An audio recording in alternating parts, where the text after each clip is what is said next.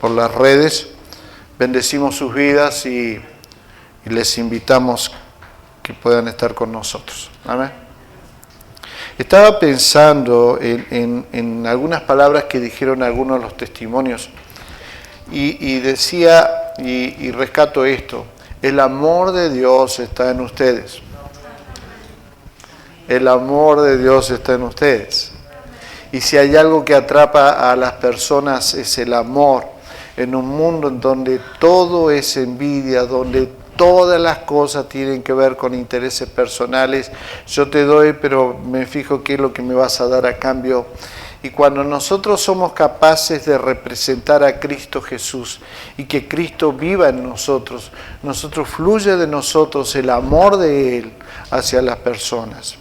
Y pienso y digo, hay mucha gente en el mundo que está desesperadamente esperando de que alguien le demuestre que lo ama realmente. Nosotros tenemos eso, no perdamos eso. Por el contrario, usemos eso para poder abrazar, para poder dar una palabra de aliento, para poder estar al lado de las personas y decirle: aquí estoy, no estás solo, no sé cuánto te puedo ayudar, pero al que yo sirvo sí te puede ayudar. Amén.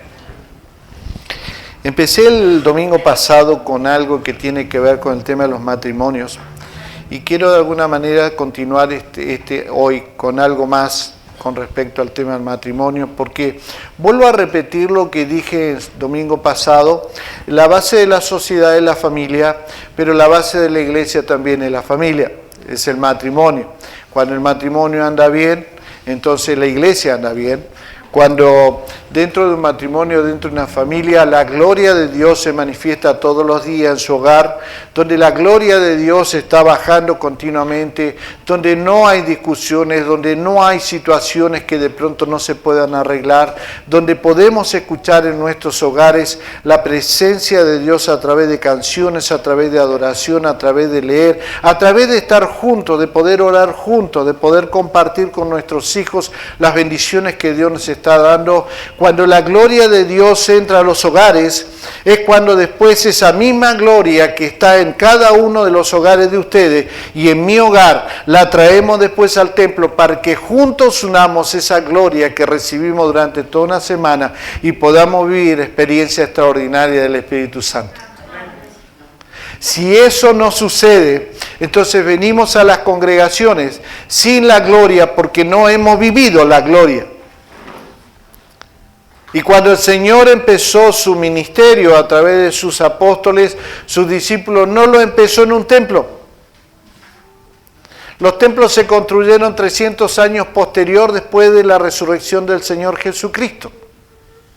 O sea que cada vez que el Evangelio llegaba a un lugar, no llegaba a un templo, no llegaba a una sinagoga, si bien es cierto se podía hablar de eso en la sinagoga, pero no llegaba ahí el Evangelio. El Evangelio empezó a llegar a los hogares, empezó a entrar en las casas, empezó a meterse en las casas. Y ahí vemos el caso de Cornelio.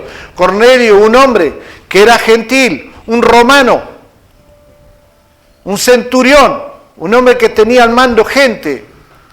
Pero dice la palabra de Dios que cuando de pronto un día él estaba a las 3 de la tarde orando a Dios, porque él, delante de la presencia de Dios, llegaba su oración y su ayuno, su oración y su ayuno, su oración y su ayuno, delante de la presencia de Dios.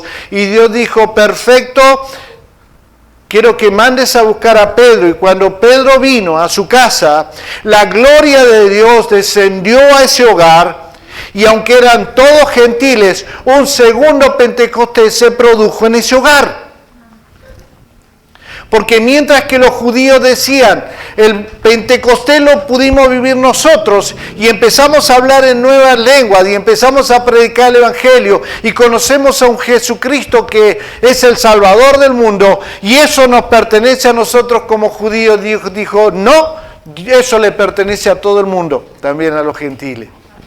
Y cuando entró Pedro a la casa de Cornelio, la presencia de Dios a través del Evangelio entró a ese hogar y un segundo Pentecostés se derramó sobre los gentiles, de los cuales nosotros somos parte. Entonces, cuando la gloria de Dios está en nuestros hogares, es cuando nosotros podemos decir, empezamos a formar una iglesia fuerte, una congregación fuerte, una congregación que manifiesta el poder de Dios, porque no lo vivimos dentro del templo, no venimos a buscar dentro del templo lo que es la gloria de Dios, sino que dentro del templo venimos a compartir la gloria de Dios que nosotros hemos vivido durante toda una semana en nuestros propios hogares. Y ahí está la respuesta de por qué muchas veces algunos salen y dicen qué feo que estuvo el culto. Qué mal que estuvo el culto. Oh, no me gustaba cómo cantaban. No me gustaban estas canciones. No me gustaba. Mira cómo se viste el pastor. Mira cómo se viste o no se viste. Mira cómo está el hermano. Mira cómo está la hermana. Porque la gloria de Dios no se trabaja en el templo. La gloria de Dios se trabaja en los hogares. Y luego traemos esa gloria para poder compartirla entre todos. Entonces, cuando hablamos de esto, tenemos que hablar entonces cuál es el fundamento y dónde radica entonces de que esa gloria pueda bajar a esa casa, pueda bajar a tu casa, pueda estar en tu casa. ¿Dónde perdiste? ¿Dónde perdí la gloria de Dios en mi casa? ¿Dónde perdí el poco interés que tengo ya de poder poner una alabanza en mi casa? De poder que mi ambiente, el ambiente esté preparado para que el Espíritu de Dios se mueva y pueda quebrantarte en un momento dado y puedas gozar con tu esposa, con tu esposo, con tus hijos. Esa gloria que el Señor ha prometido. ¿Dónde la perdí? ¿Dónde quedó? Y Dios está preocupado por esto. El Señor está preocupado y Dios quiere cambiar estas cosas. Por eso es que yo quiero que en esta tarde vayamos y que mantenga abierto, por favor, el Salmo 127 en sus Biblias. Salmo 127.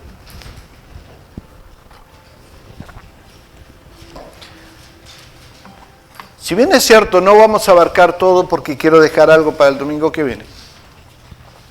Pero sí vamos a rescatar aquí algunas cosas que espero en el Señor y ruego en el Señor de que sus corazones estén disponibles y dispuestos para poder aceptar esta enseñanza. Y no solamente aceptarla, sino que después ponerla en práctica. Y que el próximo domingo, cuando vamos a juntarnos y se junten los hermanos que nos están faltando, que vinieron el domingo pasado, que vinieron... que vamos a tener que hacer domingo por medio, me parece. Pero poder juntarnos y poder ver de que durante toda la semana nosotros logramos volver otra vez a la esencia del cristianismo, que es que la gloria de Dios pueda estar en nuestros hogares. Amén. Cuando nosotros leemos el Salmo 127, normalmente nosotros creemos que este Salmo lo escribió Salomón. Y la verdad es que no es posible que esto haya sido así. Y sí nos damos cuenta y sí vemos que, sin embargo, fue un Salmo que escribió David para Salomón. Salomón era su hijo. David escribe este Salmo para Salomón. Y es interesante ver algo. Que la fuerza del pueblo judío, la fuerza de los israelitas, tanto en el pasado como en el presente, hoy en el presente, resulta de la importancia que ellos le dan al hogar y le dan a la familia. Para un judío es sumamente importante su hogar, es sumamente importante su familia. Y la fuerza del pueblo judío y de los israelitas que hoy están siendo atacados por Hamás, ¿sí? Por este pueblo, y está siendo atacado ferozmente. Y por lo cual nosotros tenemos que orar, porque dice la palabra de Dios que nosotros debemos orar por Israel. Nosotros debemos orar por Israel. No debe pasar desapercibido lo que hoy está pasando en el mundo en este mismo momento, en lo que ellos están siendo atacados por esta fuerza. Están siendo secuestrados niños, están siendo torturados niños judíos del pueblo de Israel por esta fuerza. Y nuestra obligación como cristianos, dice la palabra, yo te bendeciré si tú oras por Israel. ¿Usted quiere ver una bendición? Ore por Israel. Ore por Israel. Bendiga a Israel, porque es el pueblo de Dios. Entonces, cuando nosotros vemos esto, decimos, la fuerza de ellos radica básicamente en el hogar que ellos tienen y en la familia que ellos tienen. Hay un lema latino que dice, nisi dominus frusta. ¿Lo aprendieron? ¿Sí? Bien, perfecto. Nisi dominus frusta. Y este proverbio viene básicamente del Salmo 127. ¿Qué significa esto? Significa sin el Señor, frustración. Sin el Señor, frustración. Es más, estaba estudiando un poco, y en la ciudad de Edimburgo, en Escocia, en el escudo de la ciudad de Edimburgo, aparece justamente esta frase, y no solamente está en el escudo de ellos, sino que también está en todos los documentos oficiales de la ciudad como un recordatorio que sin Jehová hay frustración. Sin Dios hay frustración. Todos entendemos qué es lo que significa cuando estamos frustrados, ¿verdad? Y cuando ya llegamos a eso de estar frustrados, ya la cosa está muy, muy, muy complicada. ¿Bien? Pero sin embargo, lo dice y lo declaran ellos. Por eso, de alguna forma, ellos también son ciudades muy, muy potentes, ciudades en donde el grado de felicidad con el que viven los ciudadanos radica también en reconocer que si ellos no confían en Dios, si ellos no están con Dios, todo viene a ser frustración. Y sus gobiernos, a través de los documentos oficiales de la ciudad, están declarando eso todos los días. Ahora, déjenme, por favor, en esta tarde, nada más que avanzar sobre el versículo 1. Y quiero hablar sobre esa bendición que tenemos nosotros sobre la vida diaria. Esta bendición que tenemos nosotros sobre la vida diaria. Porque hay una obra de Dios que debe desarrollarse en nosotros para edificar y para proteger nuestros hogares, para edificar y proteger nuestras familias. Dice, si Jehová no edificare la casa, en vano trabajan los que la edifican. Si Jehová no guardare la ciudad, en vano la guardia. ¿Qué quiere decir? Lo que quiere decir esto es bastante sencillo. Salomón en realidad no entendía que todo lo que él podía hacer estaba bien. Salomón entendía de que estaba perfecto poder hacer todo lo que él estaba haciendo.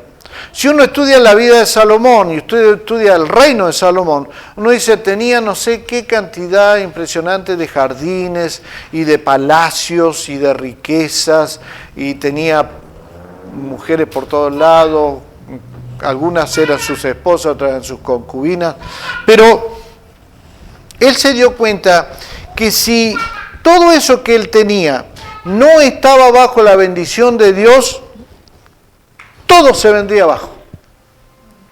Y esto es lo que él entendió. Por eso dijo, es en vano trabajar, que trabajen los que edifican, si Dios no está en medio de ese trabajo. Y cuando nosotros pensamos en la familia, el matrimonio tiene la responsabilidad, mis amados y amadas, tiene la responsabilidad en conjunto de construir la casa. Tienen la responsabilidad de formar el hogar. Y aunque los dos tienen distintas funciones que están bien diseñadas y bien separadas por Dios, cuando esas funciones se desarrollan de acuerdo al propósito de Dios, entonces todo lo que nosotros vamos a emprender, todo va a salir bien. Pero tiene que haber en nosotros la disposición de saber que aunque yo estoy desarrollando una actitud y un trabajo y una función distinta a la de mi esposa, y la función de ella es distinta a la mía. Sin embargo, cuando ponemos las dos funciones y las ensamblamos, y Dios está ahí, entonces podemos tener la seguridad de que Dios nos va a decir todo lo que ustedes hagan, todo va a salir bien. Porque ningún hogar, mis amados, tiene éxito si no cuenta con Dios. Y ahí está la respuesta de por qué me va mal. ¿Por qué estoy pasando todo lo que estoy pasando? ¿Por qué muchas veces pasamos por situaciones muy complicadas en nuestros matrimonios? Sencillamente porque no podemos tener éxito si no contamos nosotros con la ayuda de Dios. Es imposible que así sea. Porque en lo personal yo he visto muchos hombres construir casas. Y casas preciosas. Chaleces. Porque tienen una situación económica buena, porque tal vez los dos trabajan y los dos tienen una situación económica buena y han construido palacios. Pero así como yo he visto personas que han construido, se han dedicado a construir casas, también lo he visto con los años cómo se han ido desmoronando, porque Dios no estuvo ahí, porque Dios fue olvidado dentro de su familia, Dios fue olvidado dentro de su matrimonio. Y cuando en el Antiguo Testamento la palabra menciona y dice la palabra casa, lo que quiere decir es familia. O sea, si Jehová no edificare la familia, en vano trabajan los que la edifican. No tiene mucho sentido. ¿Por qué es esto? Porque la familia es una recompensa de Dios. Gracias, amor. Gracias. La familia es una recompensa de Dios. Y cuando nosotros no vemos esto como que la familia es una recompensa de Dios, es cuando automáticamente nosotros estamos empezando a pensar de que eso fue por casualidad o porque tuvimos relación sexual una noche y quedó embarazada. Dios nos bendice, Dios nos recompensa con una familia. Por eso en el versículo 3, versículo 5 del mismo pasaje dice, he aquí, herencia de Jehová son los hijos, cosa de estima el fruto del vientre. Del 4 dice, como saeta en manos del valiente, así son los hijos sabidos en la juventud. El 5, bienaventurado, feliz, el hombre que llenó su aljaba de ellos. No será avergonzado cuando hablare con los enemigos en la puerta. ¿Cuál es la idea de esto? Que la familia, nuestra familia, es el producto de una bendición de Dios para nuestras vidas. Y cuando yo voy al hebreo, cuando yo voy al original, la palabra hijo, la palabra hija, viene de la misma raíz que es baná. Y baná significa construir. O sea, los hijos y las hijas que nosotros tenemos constituyen una familia. Y nuestra responsabilidad es construir esa familia. La responsabilidad de los matrimonios es construir esa familia. Por eso dice, si Jehová no guardare la ciudad, y cuando nosotros hablamos de un guardia que está velando, estamos hablando de un hombre que está dispuesto a mirar y ver realmente que nada pase, está velando, está despierto, está atento. ¿Puede velar un hombre? ¿Puede velar una mujer? Sí. Pero si no tiene la bendición de Dios, no hay forma de proteger esa ciudad. Si no está la bendición de Dios sobre nuestro matrimonio, no hay forma de que sus hijos estén protegidos. Que mi matrimonio esté protegido. Porque yo necesito no solamente velar, sino yo necesito la bendición de Dios para que Él proteja, en definitiva, lo que yo tengo. Por eso es que, si Si Dios no es parte de nuestros matrimonios, que ni por más que queramos velar por nuestros hijos, las obras que nosotros vamos a realizar no tendrán buen resultado y la bendición no la podemos obtener. Es imposible. El Señor Jesucristo dijo, pero sabed esto, que si el padre de familia supiese a qué hora la de venir, velaría y no dejaría minar su... El apóstol Pedro, hablando en la carta de Pedro, dice, sed sobrios, porque vuestro adversario el diablo, como león rugiente, alrededor buscando a quien devorar. Puedo velar, pero necesito la bendición de Dios. Ustedes pueden velar, pero si no está la bendición de Dios en sus matrimonios, ni por más que velen, nadie va a guardar a sus hijos. Y hoy tenemos que decir, lamentablemente y tristemente, que nuestros hijos están siendo avasallados permanentemente con ideologías de género, con situaciones que son, la verdad, tenemos una crisis moral en este país y una crisis moral en este mundo tan grande que todos los valores con los cuales muchos de nosotros fuimos criados y educados, hoy ya no están. Entonces yo necesito de Dios. Yo necesito no solamente estar no va a pasar nada, uy, ¿a qué hora volvé? Uy, lo traigo, hablo tal vez con él, pero si no tengo la bendición de Dios sobre mi vida, sobre la vida de mi matrimonio, es muy imposible de que pueda obtener el triunfo de poder ser guardado mis hijos. Mis hijos son guardados básicamente por una cuestión que tiene que ver con la bendición de Dios nosotros, nuestros matrimonios. Salomón era un hombre que sabía que era construir casas. Salomón sabía que era proteger una ciudad, pero también entendía que todo esfuerzo humano que pudiera él realizar, la obra y la bendición de Dios eran más importantes que todo lo que él pudiera estar haciendo. Necesitamos, mis queridos hermanos, matrimonios, necesitamos grabar esto en nuestros corazones. Necesitamos que esto se grabe muy profundamente en nuestros corazones de padres. Necesitamos que esto pueda ser porque es la única manera que nosotros podemos llegar a gobernar bien nuestros hogares. Nosotros no nos conformamos a lo que la sociedad dice. Yo me conformo y usted tiene que conformarse de acuerdo a lo que la Biblia dice. Y va a venir de la sociedad diciendo, déjalo, ya se le va a pasar, déjalo, total.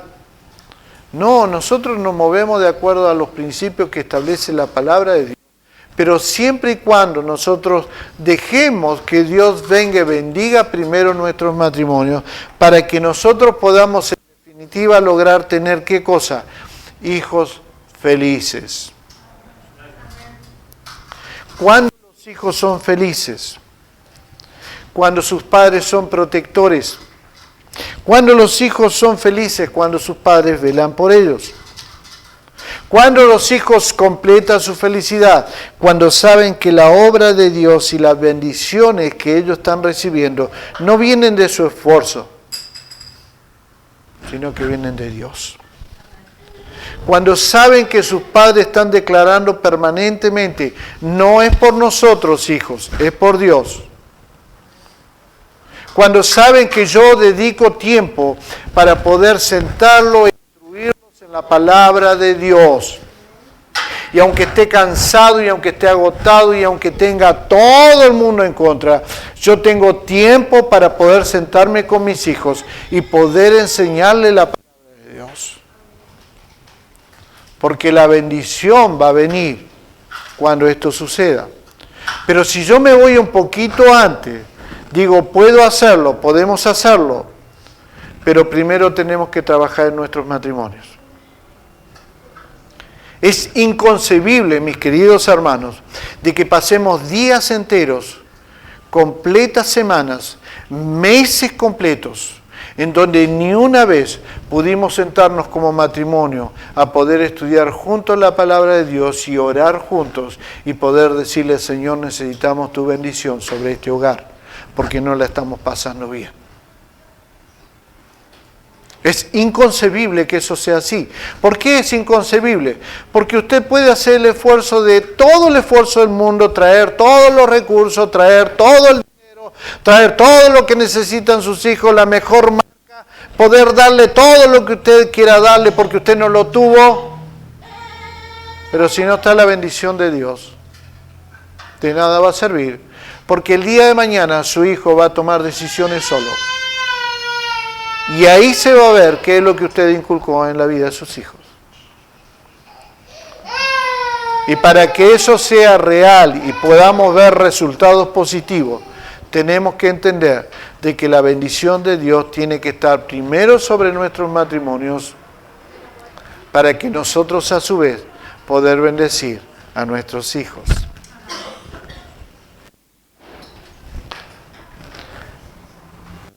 Y lo interesante de esto es que Salomón, este rey sabio, dice, no estaba pidiendo que se deje de trabajar. No estaba pidiendo que se descuide la vigilancia de nuestros hijos,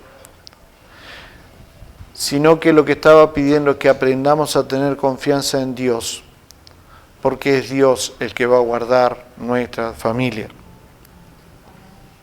Es más, Él supone que nosotros los matrimonios vamos a hacer todo lo que podamos y prohíbe de que nosotros empecemos a confiar en lo que nosotros tenemos o en lo que nosotros somos. Mire, es bueno tener una profesión, es bueno tener dinero, es bueno tener un buen recurso, es bueno ser visto en la sociedad, es muy bueno todo eso, pero no ponga su confianza en esas cosas. Porque la confianza tiene que venir de Dios. Dios es el que te da absolutamente todo. Dios te da todo lo que necesito.